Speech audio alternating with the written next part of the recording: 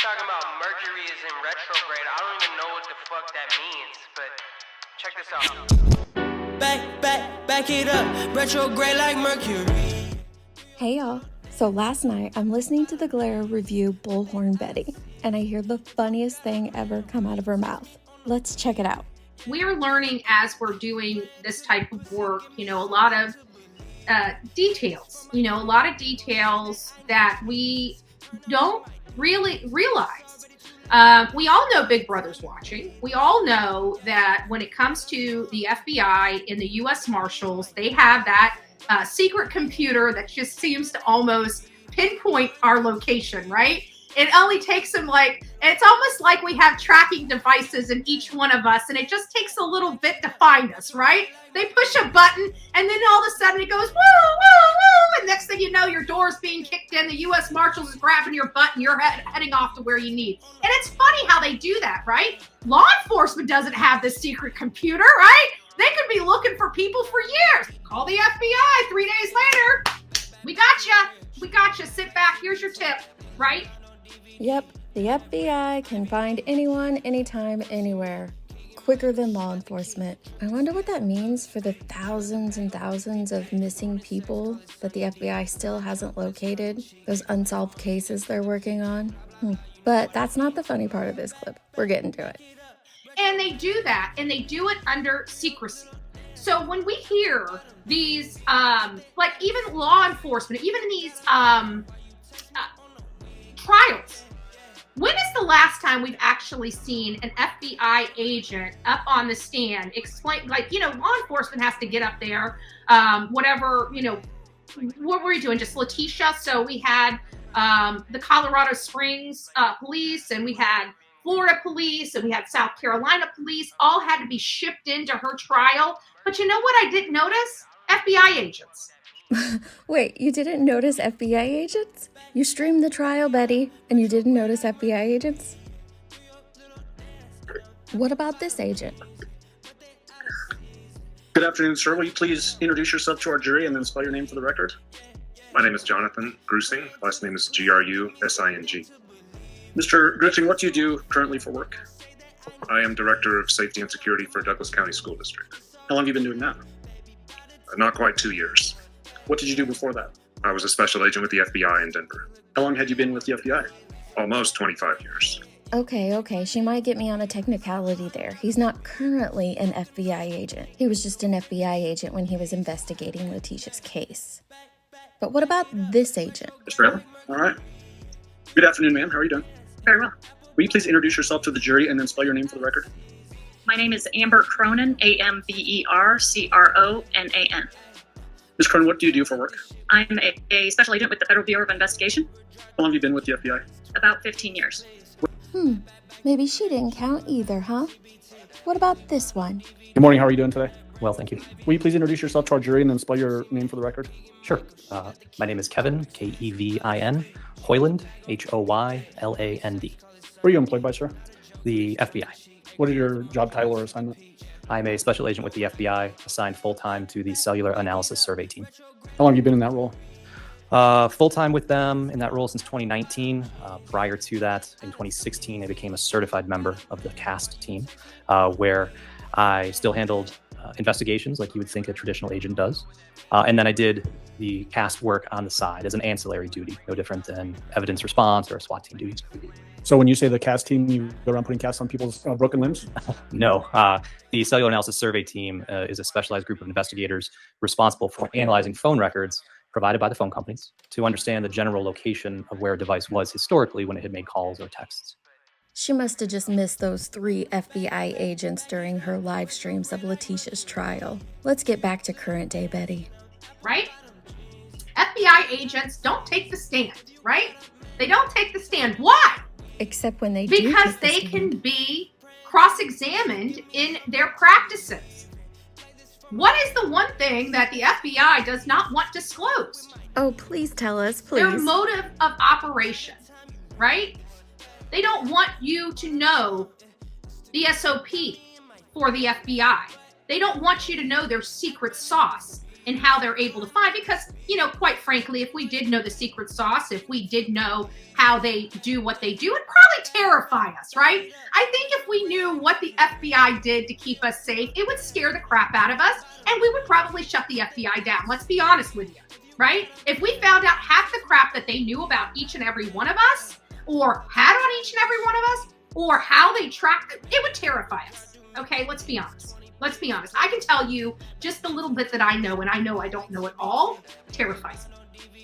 Okay, so she goes on into a whole bigger conspiracy, and I'm going to cut that whole portion out for you. But it amazes me that the people who watch trials don't really watch, or they're not truly paying attention.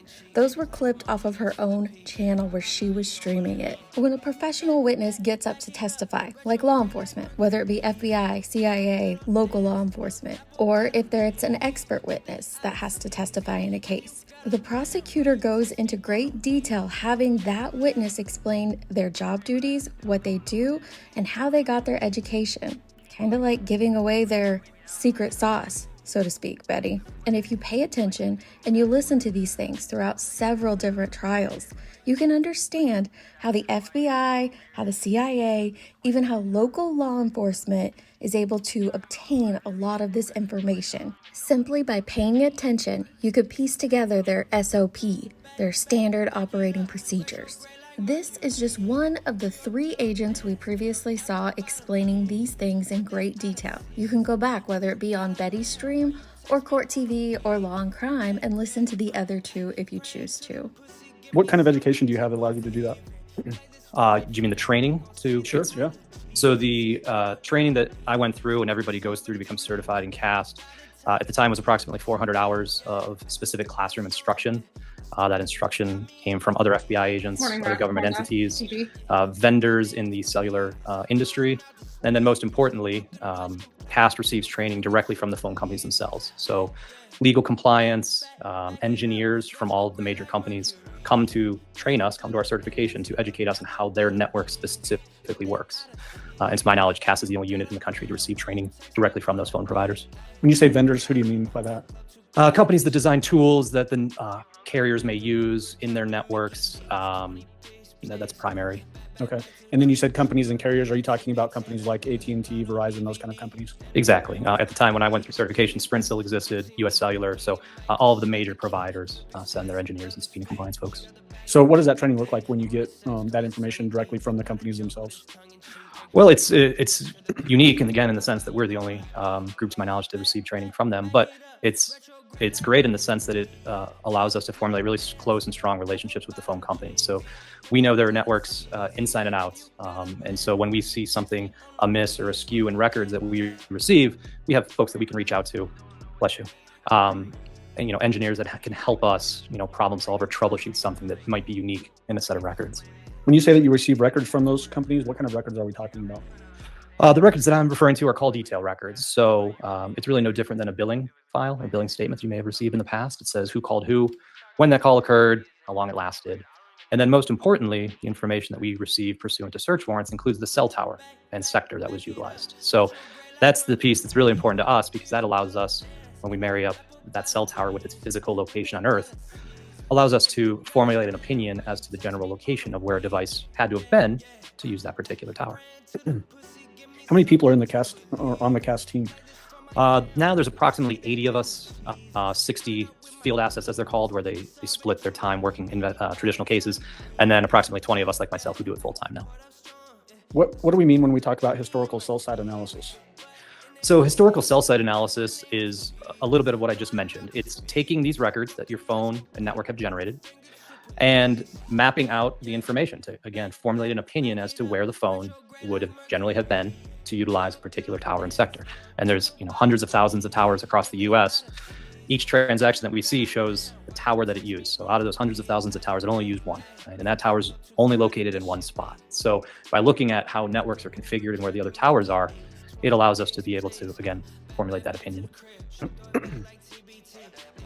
So when you say that you get specialized training due to your assignment to the CAST team, I know I keep saying CAST and then team, that's a little bit redundant, right? It is, and I do the same thing. Okay. Right? We're technically a unit now. We've grown so much that we're now considered a unit. With Okay. the FBI. Well, then I'll say CAST unit. Sure. All right.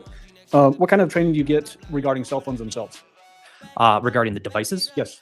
so we don't necessarily partake in the forensic analysis of phones. So when you think of dumping a phone or extracting information from that device, that doesn't fall into our team's purview. But we definitely utilize all that information.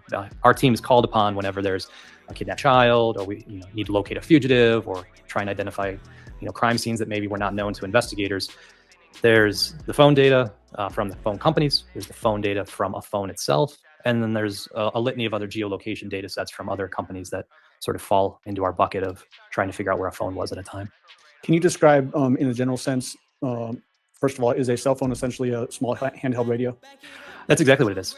So while your phone is on in your pocket or purse or wherever, it's constantly scanning its environment, and it's looking for cell towers associated with your carrier that it sees, and takes measurements of the signal strengths from those towers.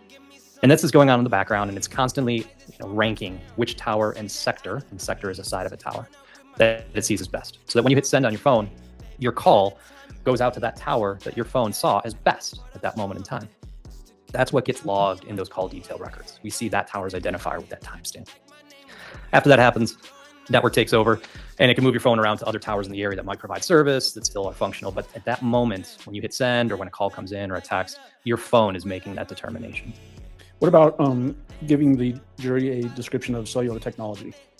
Sure.